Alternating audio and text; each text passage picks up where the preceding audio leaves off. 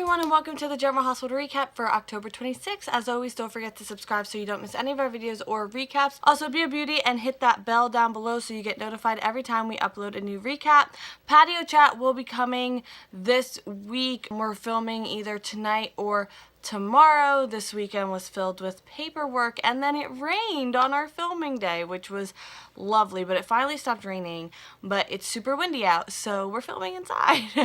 But in any event, let's get right to it. At Crimson, Michael tells Nelle that they're not going anywhere tonight. They're not going to any play. They're not doing anything. He knows the truth about the tickets. Nina didn't help her get them. She just bought those tickets. She didn't have them for weeks. This is all about not going to the launch party, and she defends herself. She's like, what are you talking about? Oh, what? Okay, she's a little better than I am at defending herself. Then he asks, why did she tell his mom they were moving in together, okay? Nelle says that Carly is just trying to start trouble because Nelle never told her anything like that. But Michael isn't buying it. And then she's like, okay, you know, your mom just kept going on and on and on about how you bought me the apartment, and first of all, that's a huge lie. You know what Carly said to her? She said, hi, Nelle. Looking forward to seeing you and Michael at the party. I know. Vicious, right? And she says that she just said the first thing that came to her mind, and she didn't mean anything by it. And yes, she lied about the tickets. She didn't want to go to the party. She wanted to avoid Carly, and it's just so stressful around her. And, you know, Carly's always breaking her down. And Michael's like, no more games. It doesn't work. Nelle can't seem to have one honest moment. She says that he has to understand why she did what she did. His mom and grandmother want everyone to think the worst of her, and he's like, yeah, except you do that to yourself. He can't do this anymore, and she asks if he's breaking up with her. He says it's better if they spend some time apart, and she's like, you're ending this over tickets? And he's like, no, let's call it irreconcilable differences. There's always another lie, manipulation, omission. There's nothing real between them. He can't trust her. This has nothing to do with his parents. It's all of her lies, because she keeps trying to, like, pick out reasons. And he's like, no, it's you. And he also asks if she told this many lies to the Grants, because that's probably why they were super suspicious of her.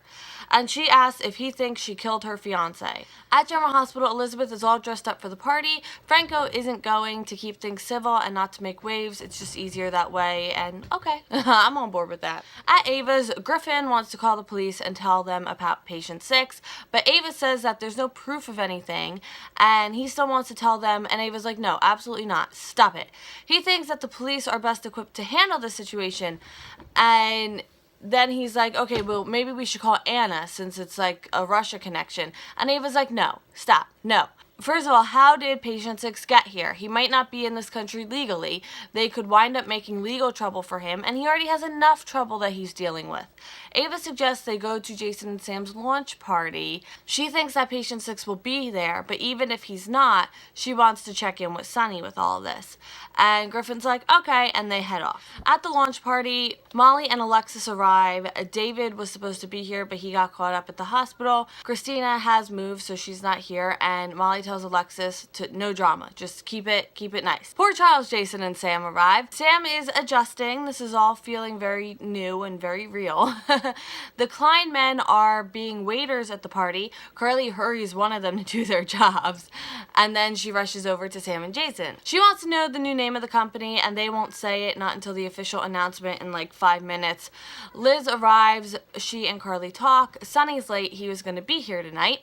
Nina talks with Jason and Sam. She wants to talk about the budget, but Jason's like, not now, because Maxie put it in Nina's head that, oh yeah, I can have creative autonomy, but they're still gonna control the budget, so I should probably still make nice with them.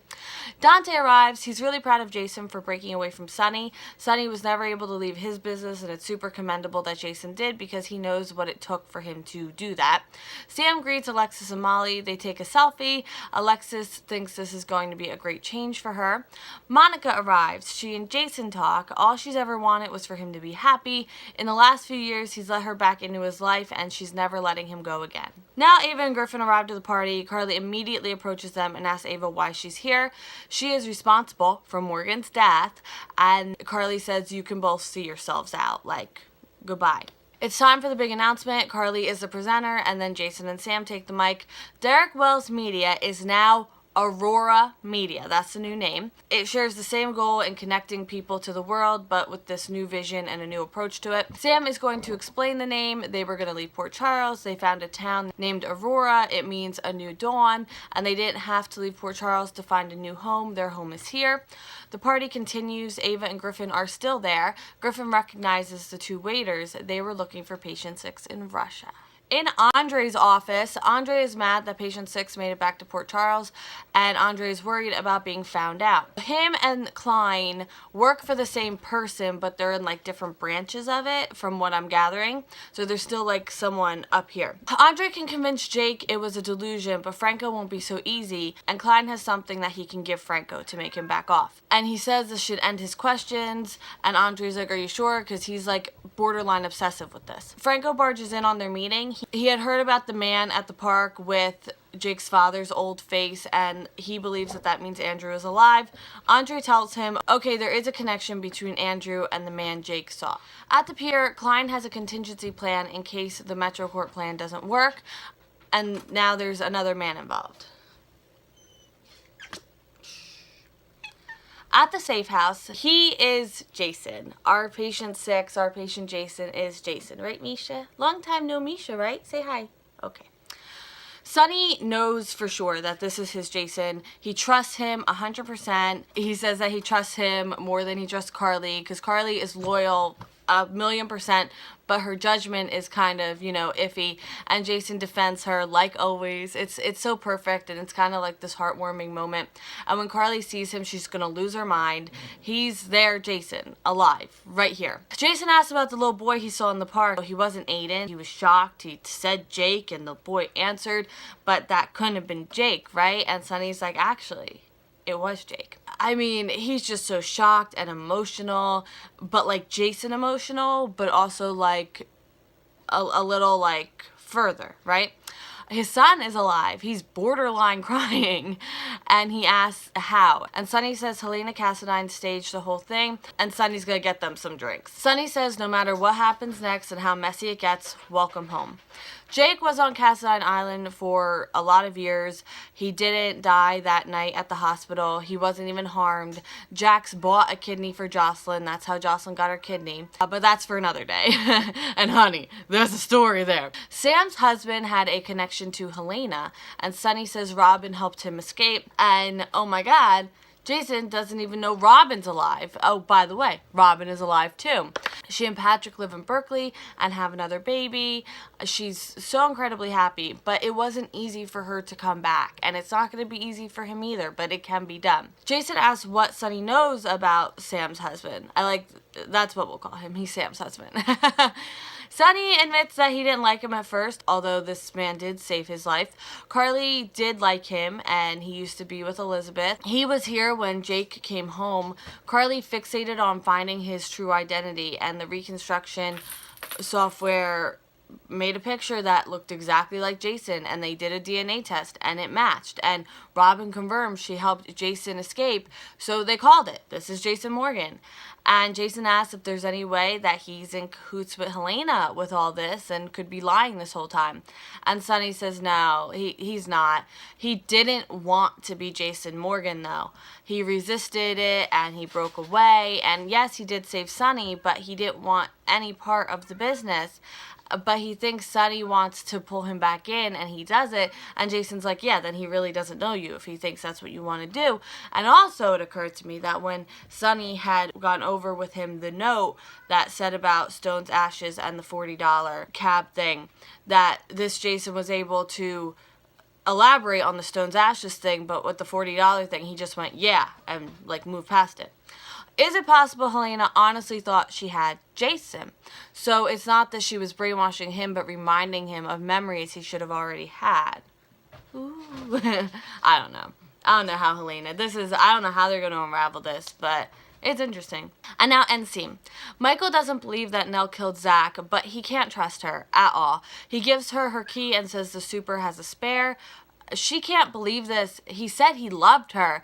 And he says he loved a person that he's not sure ever existed. Hallelujah! Nelle is angry when she's alone. Alexis and Molly are heading out of the party. Ava and Griffin ask Dante for help. Griffin says there's 2 men here that are potential threats. Klein hands the other man, the contingency plan man, a needle. Andre says Franco and Liz might have accidentally guided Jake's imagination, which is why he saw this man that looks like his father before his father was in the accident. Franco hasn't told Elizabeth anything and won't until he has some proof. Andre gives him what Klein gave him. Sam tells Jason that Ava is here and they think she's here to talk to reporters and make an issue. And he's like, well, then let's pretend she's not here because honestly, ain't nobody got time for that. Griffin tells Dante about the men from Russia looking for a man with ties to Jason Morgan. Dante will handle it from here. He goes over to Jason and says they may have a problem. Sonny wants to tell Carly about all of this, and Jason wants to see Carly, but he says no, people are after him and he can't just walk in and take his life back right now. It would be too dangerous. And Sonny says that Carly can't connect to this guy like she connected with him, Jason. He's not Jason. You know, he can't do what Jason can do. He can't come through like the real Jason Morgan. He needs to go to Sam and tell her he's alive. Dante tells Jason about the guys from Russia and that they may be armed. Dante will have Carly fire the one guy because he's really bad at his job, and he'll handle the other one. But before they're able to do that, the gunmen pull their guns out and Dante pulls his gun, and it's just pure chaos. So that is it for the 26th recap. I'm going to try to do this 27th right now. I will see you in 2 seconds from more General Hospital, and I hope you have a good day. Bye!